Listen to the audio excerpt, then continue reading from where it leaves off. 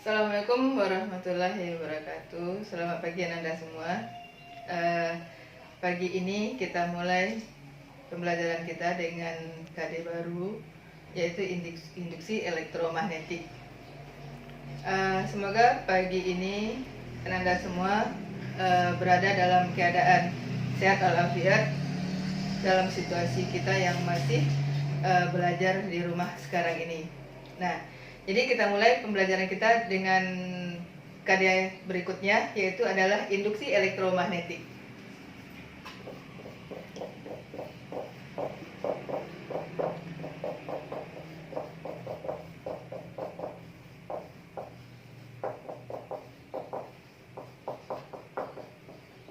Nah, pada bahasan tentang induksi elektromagnetik pagi ini, yang mau kita bahas dua saja, yaitu tentang flux magnetik, kemudian hukum Faraday, dan yang lainnya tentang transformator, tentang hukum Lens. Itu kita lanjutkan dengan sesi pertemuan selanjutnya. Nah, barangkali dalam kehidupan kita sehari-hari, induksi elektromagnetik ini berkaitan dengan listrik, bisa bersifat sebagai magnet, magnet bisa bersifat sebagai listrik. Nah, misalnya seperti ini. Mungkin kamu bisa juga memahaminya, kenapa angin bisa bersifat atau berubah menjadi listrik. Nah, berarti ada generator yang menggerakkannya. Generator yang menggerakkannya itu nanti ada generatornya yang dikatakan dengan generator AC, ada generatornya dikatakan dengan generator DC. Generator inilah nantinya yang akan menggerakkan angin yang bisa bersifat sebagai listrik. Nah, karena kita di situ tuh memakai generator itu adalah nanti kita di dalamnya adalah magnet.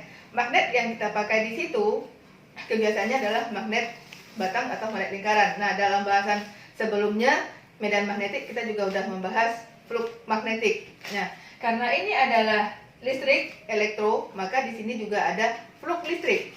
Nah, yang induksi elektromagnetik itu sendiri dikatakan dengan, yang kita katakan dengan induksi elektromagnetik itu sendiri, peristiwa timbulnya beda potensial di ujung-ujung magnet. Nah, yang menyebabkan perubahan induksi elektromagnetik itu sendiri. Nah, sekarang kita bahas dulu dengan flux listrik. Pada flux magnet dengan flux listrik tidak ada bedanya, artinya itu sama juga dia adalah, yang flux itu adalah jumlah gaya gerak listrik yang masuk dalam suatu kumparan. Nah, berapa banyaknya jumlah garis-garis gaya yang masuk dalam suatu kumparan, itulah yang kita katakan dengan flux. Nah, kalau flux itu bisa kita lambangkan dengan C.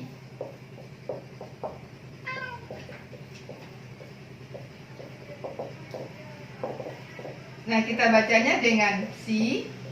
Nah, dia mempunyai satuan adalah Weber, biasa disingkat dengan WB.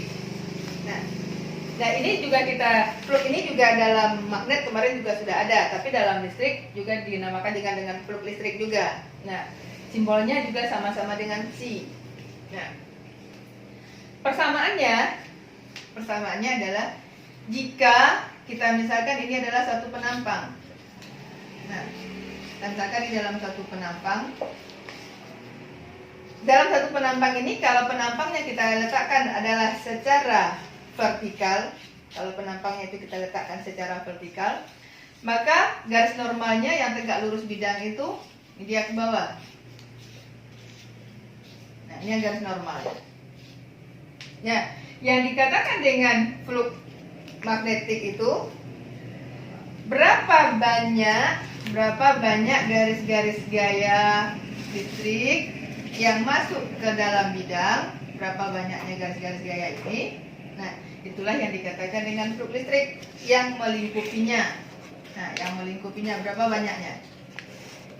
Sehingga kalau ini luas bidangnya adalah A, sedangkan banyak garis medan magnetnya yang masuk adalah B, maka fluxnya itu sama dengan B dikali dengan A. B dikali dengan A. Nah, jika yang fluk magnetik ini lewat pada bidang membentuk sudut. Nah, jadi kita kalau tadi datangnya lurus, sekarang kalau dia datang membentuk sudut. Nah, dia datang membentuk sudut. Nah, maka sudut yang dibentuknya yang bernilai theta ini, sudut tetanya itu adalah sudut antara normal bidang dan medan magnetik. Jadi sudut yang dibentuknya nanti ya, diingat ya, sudut yang dibentuknya nanti bukan antara bidang dengan normal bidang, bukan dengan luas bidang ini, tapi adalah antara medan magnetik dengan normal bidang, itu sudutnya. Nah, sehingga yang fluknya juga berubah menjadi B kali A dikali dengan cos theta. Dengan A tetap luas penampang, dengan B adalah medan magnet. Nah, jadi ada tiga kemungkinan. Nilainya adalah tidak ada sama sekali fluk magnetik yang masuk, nilainya adalah maksimum, dan nilainya adalah tertentu. Nah, barangkali sampai di sini tidak ada kendala. Nah, jadi yang sudutnya itu adalah antara normal bidang dan medan magnetik. Ingat ya, tidak dengan luas, tapi adalah dengan medan magnetik. Nah, tiga kemungkinan.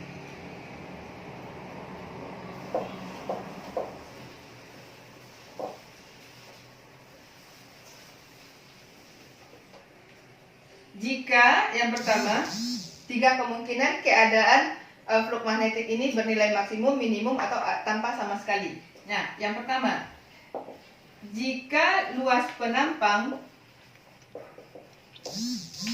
itu adalah terletaknya horizontal. Nah, jadi kita misalkan ini dia horizontal, kemudian ini yang medan magnetiknya, garis normalnya. Nah, medan magnetiknya datang. Nah, medan magnetik datang tegak lurus dengan normal bidang. Nah, jika medan magnetiknya datang tegak lurus normal bidang, berarti sudut yang dibentuknya itu adalah ini dia. Nah, sudut yang dibentuknya adalah 90 derajat. Kalau sudut yang dibentuknya 90 derajat, maka jika psi sama dengan B kali A kali cos theta, kalau ini adalah 90 derajat, cos 90 nilainya adalah 0. Cos 90 adalah nilainya 0. Sesuatu yang dikalikan dengan 0 maka akan bernilai 0. Maka psi-nya juga ikut dengan 0 atau minimum. Dengan arti kata, tidak ada medan magnetik yang lewat sama sekali pada penampang kalau diletakkan horizontal. Nah, bagaimana kalau jika penampangnya adalah vertikal? Nah, jika penampangnya diletakkan adalah vertikal. Nah, kalau dia vertikal, maka garis normal itu garis yang tegak lurus bidang, maka ini garis normalnya. Jika medan magnetik searah, jika medan magnetik searah atau sejajar dengan normal bidang. Nah, kalau medan magnetiknya searah atau sejajar dengan normal bidang, maka sudut yang dibentuknya itu adalah sama dengan 0. Tetanya ini adalah 0. Nah, jika tetanya 0, maka psi-nya akan bernilai B dikali dengan A dikali dengan cos theta. Jika ini adalah 0, cos 0 itu adalah nilainya 1. Cos 0 itu adalah nilai 1. Jadi berapapun nilai B, berapapun nilai A, jika dikali dengan 1, maka hasilnya tetap B dikali A. Maka hasilnya ini adalah B kali A. Nah, ini hasilnya maksimum. Kondisinya maksimum. Nah, yang ketiga, jika medan magnetiknya, jika medan magnetiknya ini adalah, kalau ini kita gambarkan dengan garis normalnya, datang tegak lurus pada datangnya membentuk sudut tertentu. Kalau dia membentuk sudut tertentu, jika medan magnetik datang dengan sudut tertentu, kita misalkanlah 30. Nah, kita misalkan dia 30. Maka psi-nya juga bernilai tertentu sesuai dengan besar sudutnya. Jadi B dikali dengan A dikali dengan cos 30, maka ini nilainya juga bergantung dengan sudutnya. Nah, kalau nilai 60 berapa dia? Kalau nilai 30 berapa dia? Nah, jadi dalam arti kata, dalam suatu penghantar, jika medan magnetiknya datang tegak lurus normal bidang, maka hasil yang flux yang diperolehnya adalah minimum. Jika penghantarnya kita letakkan vertikal, nah, jika medan magnetiknya datang sejajar atau searah dengan normal bidang, maka sudut yang dibentuknya adalah 0. Kalau nilai 0, maka psi yang masuk ke dalam bidang tersebut itu adalah maksimum, jumlah yang paling banyak. Sementara jika medan magnetiknya datang dengan sudut tertentu, maka nilainya juga akan bergantung dengan sudut yang didatanginya. Nah, jadi flux itu akan memperoleh nilai maksimum pada suatu bidang jika bidangnya itu, medan magnetik itu sejajar dengan garis normal. Nah, sampai yang rumus utamanya tetap psi itu adalah B kali A kali cos theta. Nah, boleh kita coba dengan contoh soal. Kita coba dengan contoh soal 1.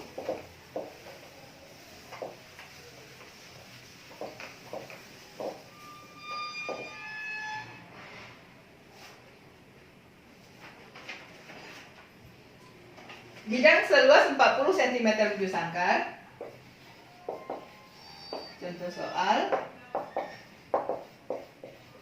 bidang seluas 40 cm bujur sangkar berada dalam daerah medan magnetik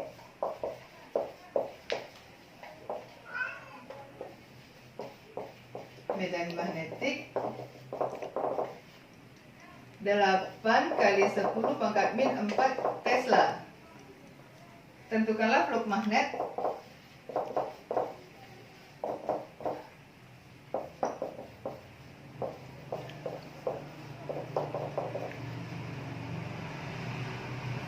jika medan magnet tegak lurus bidang, medan magnet sejajar bidang, kemudian medan magnet membentuk sudut 60 derajat terhadap normal bidang. Nah, yang pertama,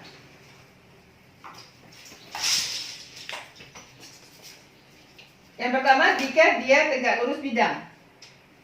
Nah, bidangnya adalah horizontal. Kalau bidangnya horizontal, kita katakan kalau ini adalah bidangnya. Nah, ini bidangnya. Kemudian ini yang garis normalnya. Yang garis normalnya. Dia datang tegak lurus. Nah, datang tegak lurus. Ini dia medan magnetnya. Berarti sudutnya 90. Dengan sudutnya yang 90 berarti flux sama dengan B kali A kali cos 90. Maka B-nya 8 kali 10 pangkat min 4, sedangkan A-nya 40 kali A-nya A yang 40 cm bujur sangkar harus kita rubah ke dalam meter bujur sangkar supaya satunya harus disamakan.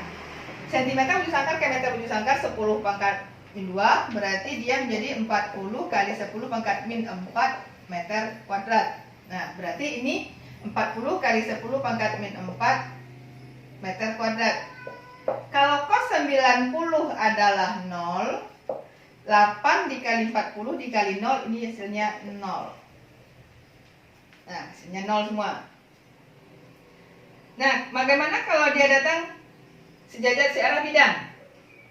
Nah, kalau dia datang dengan searah bidang.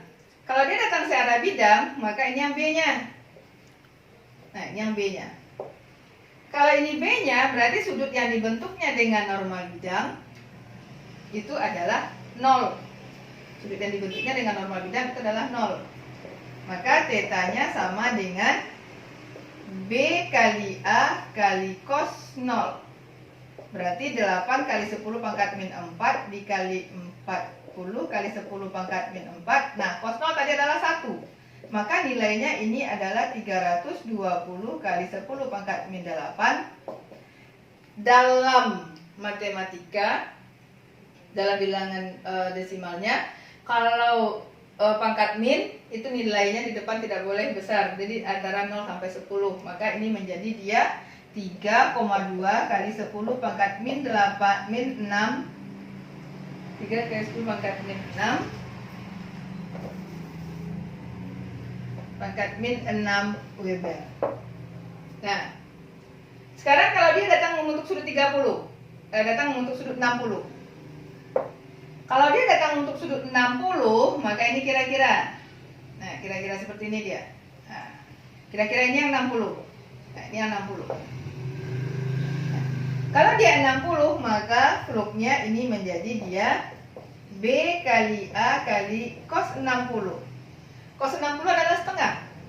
Nah, kita ganti dia menjadi dia 8 dikali 10 pangkat min 4 dikali 40 kali 10 pangkat min 4. Nah, cos 60 bernilai setengah, maka nilainya ini menjadi dia 160 kali 10 pangkat min 8 atau sama dengan 1,6 kali 10 pangkat min 6 Weber. Nah, kita balik lagi ke yang tadi. Kalau dia adalah sudutnya 90, tidak ada yang masuk sama sekali, 0. Nah, sementara kalau dia cosnya 0, nilainya maksimum 320. Kalau dia tertentu, berarti nilainya bergantung dengan sudutnya. Nah, kebetulan ini sudutnya 60, berarti cos 60 setengah dapat nilainya 1,6 kali 10 pangkat 6. Nah, kalau dia 30, berarti kalikan dengan setengah akar 3.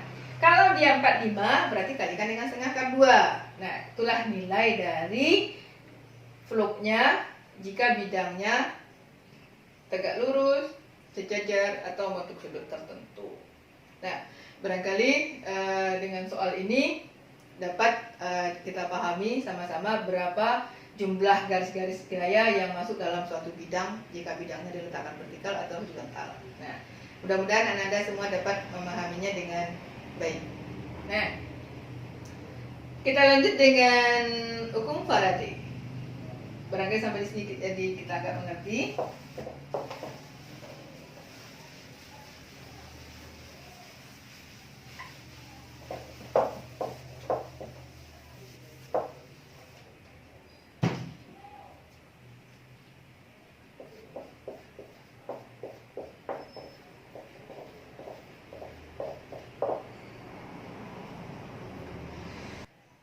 Hukum Faraday dalam GGL industri.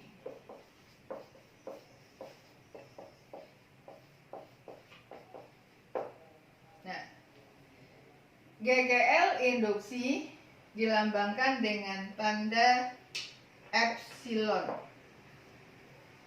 Seperti menulis sigma, tapi kalau sigma bersegi, kalau ini dibacanya dengan epsilon. Nah, sebelumnya dalam medan magnetik ada yang dikatakan dengan gaya Lorentz. Nah, gaya Lorentz itu dilambangkan dengan F. Kemarin pada gaya Lorentz dalam bahasan sebelumnya, dalam bahasan medan magnetik, kamu udah tahu bahwa gaya Lorentz itu yang dilambangkan dengan F itu rumusnya adalah B kali I kali L, atau kalau dia membentuk sudut, medan magnetiknya membentuk sudut, maka dia berubah menjadi B kali I kali L kali sin theta. Nah, lakukan terhadap magnet dalam kita menggerakkan magnet yang berada dalam loop itu, kalau ini adalah misalnya kutub, nah ini juga adalah magnet, ini kutub utara, kutub selatan, di sini ada loop. Nah, kita menggerakkan loop ini ke dalam, keluar, berarti terjadi perubahan arus dan perubahan usaha. Nah, usahanya itu adalah usaha luar. Nah, usaha luar yang dilakukan, usaha itu rumusnya tetap rumus usaha biasa, W sama dengan F kali delta S, tetap rumusnya itu dia. Nah, karena usahanya sekarang adalah F kali dengan S, dan F itu adalah persamaan gaya Lorentz, kita masukkan dia ke dalam rumus persamaan gaya Lorentz, berarti menjadi dia W sama dengan B kali I kali L kali delta S. Nah, ini persamaannya, berubah dia menjadinya, usaha luar itu berubah menjadi B kali I kali delta L kali delta S. Nah, sedangkan dalam GGL induksi, yang GGL induksi itu sendiri,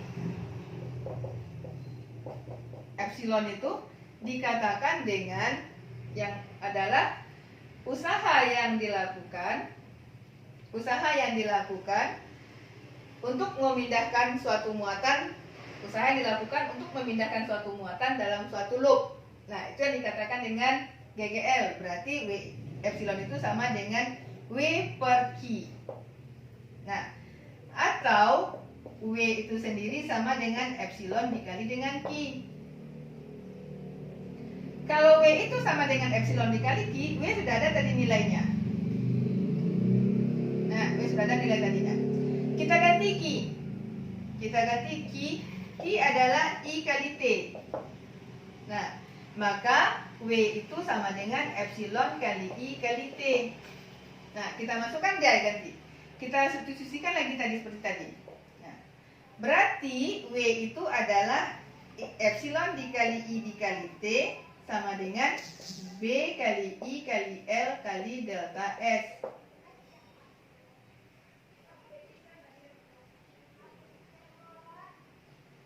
Nah, coba diapakan lagi, dikalikan lagi dia supaya dia antara I dan L itu habis. Nah, jarak, kita balik lagi ke jarak. Jika V adalah S per T, maka S adalah V kali T. Nah, kita ganti dengan ini dia. Epsilon dikali I dikali T sama dengan B dikali I dikali L, ganti dengan jaraknya. Nah, V dikali dengan delta T, atau V dikali T juga boleh. V dikali dengan T, karena itu tadi V kali T. Nah, V dikali dengan T. Sebelah kiri ada I, sebelah kanan ada I habis. Sebelah kiri ada T, sebelah kanan ada T, ada habis. Maka epsilon menjadi dia B dikali L dikali dengan V. Nah, yang V ini, yang V di sebelah sini adalah V tegangan, sedangkan V di sebelah sini adalah V kecepatan. Nah, bagaimana caranya? Nah, kebiasaan antara arus dengan usaha yang dilakukan pada rangkaian adalah berlawanan, sehingga makanya biasanya ditulis juga dengan min BLV. Nah, Ibu rasa mungkin sampai di sini persamaannya kalian bisa paham, sehingga diperoleh persamaan epsilon itu adalah BLV, karena antara kuat arus yang masuknya itu adalah berlawanan dengan kuat arus awalnya. Ini biasa juga ditulis dengan tanda min.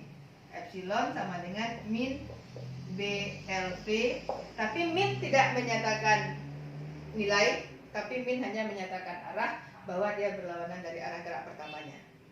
Nah, itu yang nilai epsilon. Nah, ini belum utama dari rumus hukum Faraday. Masih bisa kita turunkan ke bawah. Nah, masih bisa kita lanjutkan ke bawah.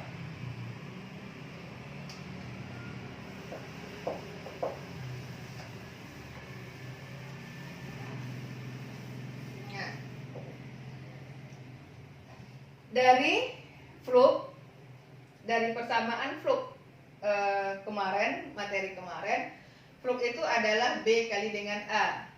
Nah, jadi dari persamaan flux tadi, rumusnya adalah B kali dengan A. Yang A itu, yang luas itu adalah panjang kali lebar. Nah, kita masukkan, kita uraikan lagi di sini. Berarti dia menjadi B kali P kali L, panjang kali lebar. Nah, lebar itu adalah jarak, sama dengan S, sama dengan V kali T. Nah, berarti dia menjadi B kali panjang kali V kali T. Nah, panjang ini berarti bisa juga dilambangkan dengan L, berarti akan tetap menjadi B kali L kali V kali delta T kalau dia dalam waktunya yang relatif singkat. Nah, berarti flux ini, delta flux ini akan menjadi persamaannya B kali L kali V kali delta T. Nah, itu yang persamaan dia tadi.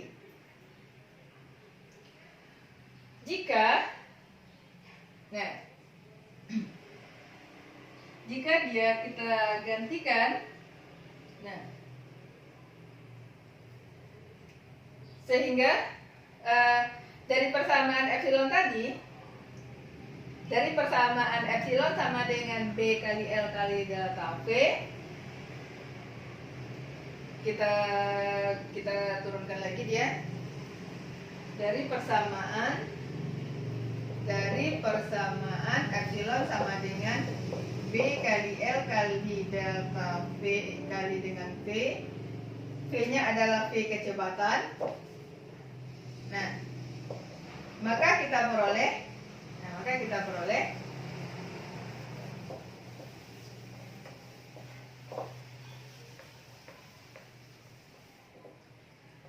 persamaan ini kita kali dengan delta T. Nah, epsilon dikali delta T nilainya sama dengan B kali L kali V kali delta T. Nah, B kali L kali V kali delta T tadi itu adalah flux. Ini adalah delta flux. Nah, ini dia tadi. Sehingga epsilon kali delta T sama dengan delta flux. Maka epsilon sama dengan delta flux per delta T. Nah, atau karena tadi adalah arah geraknya berlawanan dengan arah gerak semula, maka dimasukkan nilai minnya. Nah, jika kumparan itu terdiri atas sejumlah lilitan kawat, biasanya kumparan kan nggak ada satu lilitan kawatnya. Biasanya kumparan itu kalau kamu lihat dalam trafo kan ada yang 100, ada yang 200 atau berapa gitu kan. Nah, jika kumparan terdiri atas N lilitan kawat, nah, maka dia dimasukkan dia min N delta flux per delta T. Nah, delta itu adalah selisih. Berarti selisih medan magnetik pertama, medan magnetik kedua, berarti selisih. Kalau dia medan magnetiknya merupakan suatu persamaan dalam unsur arti katanya T, berarti dia diturunkan. Nah, jadi kalau dia delta fluxnya dalam bentuk persamaan, berarti dia diturunkan. Nah, berarti ini menjadi dia min N d flux per dt. Kita turunkan dia. Tapi walaupun dia diturunkan, tetap dia nilainya yang min ini tidak nilai, tapi min menyatakan arahnya berlawanan dengan arah gerak semula. Ya. Jadi yang dikatakan dengan hukum rumus Faraday tadi, inilah dia. Nah, inilah yang dia dikatakan dengan hukum Faraday tadi. Epsilon sama dengan min N delta flux per delta T, atau epsilon sama dengan min N delta flux per dt. Nah, ada tiga keadaan, ada tiga posisi yang merubahnya. Nah, delta flux akan berubah-ubah. Nah, delta flux akan berubah-ubah sesuai dengan perubahannya. Jika fluk sama dengan B kali A, jika luas penampang berubah, maka ini menjadi dia B2 kali kurang B1 kali A. Jadi misalnya jika luas penampang berubah ya, maka epsilonnya menjadi dia min N kali A B2 kurang B1 per delta T. Itu kalau yang medan magnetiknya berubah. Kalau luas penampangnya yang berubah, menjadi dia epsilon sama dengan min N kali B A2 kurang A1 per delta T. Nah, jadi bergantung juga dia dengan medan magnetik, luas penampang, dan waktu. Nah, yang perlu diingat, kalau dalam soal itu mengharuskan memakai, karena dalam perumuskan kan ada jumlah jumlah lilitan kawat. Sementara dalam soal tidak diketahui jumlah lilitan kawatnya, berarti tidak ada masalah. Kalau jumlah lilitan kawatnya tidak ada, sementara dalam persamaan memakai jumlah lilitan kawat, masukkan jumlah lilitan kawatnya 1. Nah, masukkan nilainya 1. Nah, yang waktu ini kalau dia bergeraknya sekian menit, maka harus kamu ganti ke detik. Harus diganti ke detik. Nah, Ibu rasa sampai di sini penjabaran daripada hukum Faraday, di mana persamaannya adalah min N delta flux per delta T atau min N sama dengan d flux per dt. Kalau dia bekerja dalam bentuk persamaan, maka dia menjadikan turunan, diturunkan dia dulu persamaannya. Kalau dia adalah perubahan, maka rumusnya menjadi dia tergantung apakah medan magnetiknya yang berubah atau luas penampangnya yang berubah. Nah, kita coba dengan contoh soal.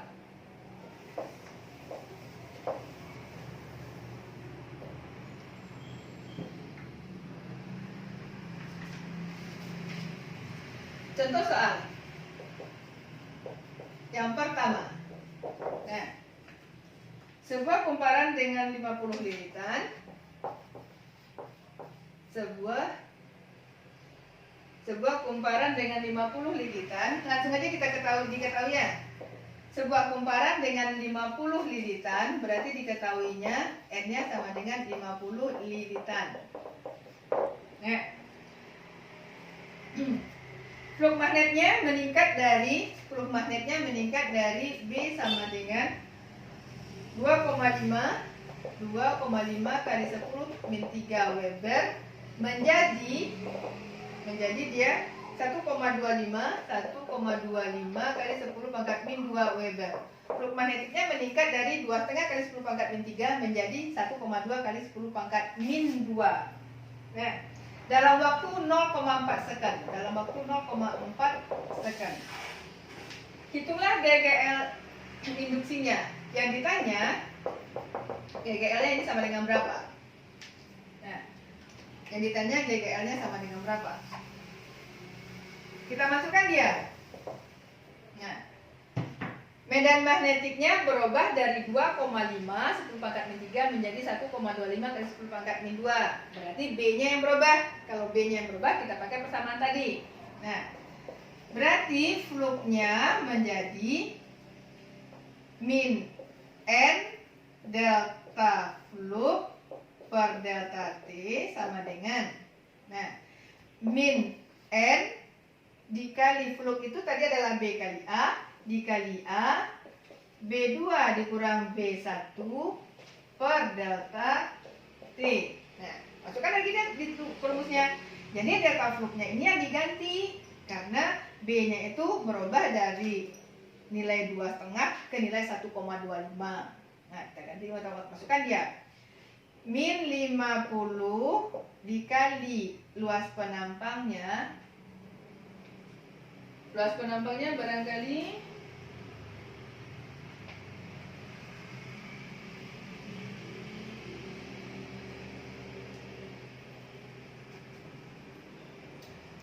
luas penampangnya dengan A dengan A-nya 10 cm bujur sangkar, berarti 10 kali 10 pangkat min 4 meter bujur sangkar. Ya. Kita masukkan dia 10 kali 10 pangkat min 4, kita gantikan nilainya 1,25 kali 10 pangkat min 2 dikurang dengan 2,5 kali 10 pangkat min 3 dibagi dengan 4 kali 10 pangkat min 1. Nah, dalam menjumlah pangkat harus sama. Sementara ini pangkatnya berbeda.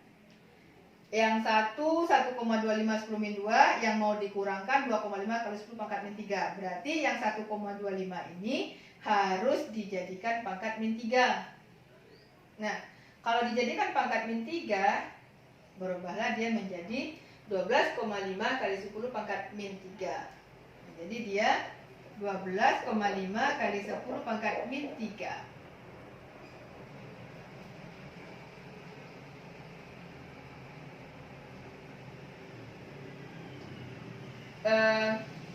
Kok 12? 0 jadinya.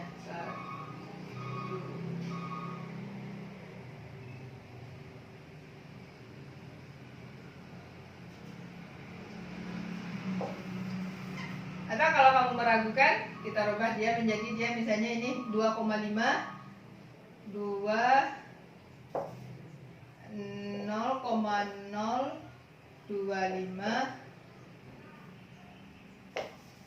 0,025 kali 10 pangkat min 3, sementara ini menjadi dia 0,0125.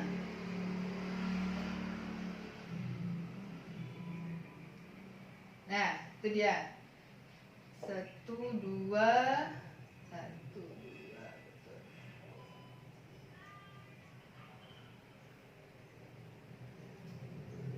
Nah, kita kurangkan, dibagi dengan 50 dikali 10 berarti min 500. Atau ada yang kita coret aja dulu. Nah, 4 dengan 50 bisa 12,5. Nah, ini tinggal 1 dengan 4, ini tinggal 3. Ini tinggal 3. 12,5 dikali dengan 10 berarti 125 dikali dengan 1,25, 12,5 dikurang dengan 1,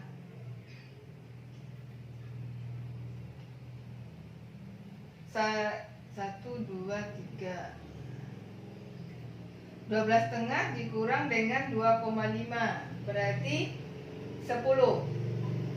10 dikali 10 pangkat min 3. Ini tinggal 10 kali 10 min 3 dikali 10 kali 10 pangkat min 3. 12 tadi dikurang dengan 12,5, 10 pangkat min 3. Berarti nilainya min 1250 kali 10 pangkat min 3. Nah, kita nolnya kita hilangkan. 1, 2, 3 berarti min 1,25 Weber. Nah, itu nilai min 1,25 Weber. Ini fluknya. Dalam matematika, karena dia adalah 1250 dikali dengan pangkatnya 10 pangkat min 3.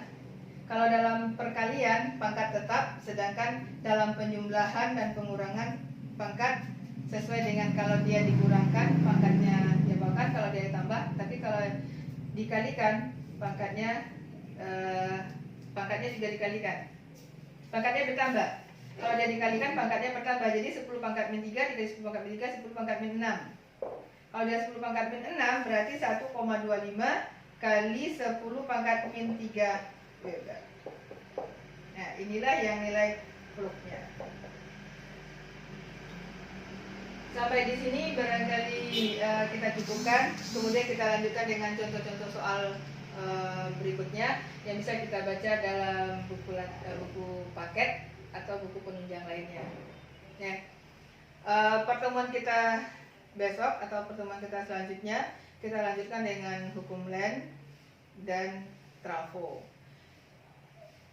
Untuk hari ini Ibu sampaikan di sini dulu. Barangkali Anda bisa melihat mencari soal-soal penunjang lainnya dalam buku paket, buku latihan lainnya. Jadi yang untuk hari ini kita cukupkan sampai di sini. Billahi taufiq wal hidayah. Assalamualaikum warahmatullahi wabarakatuh.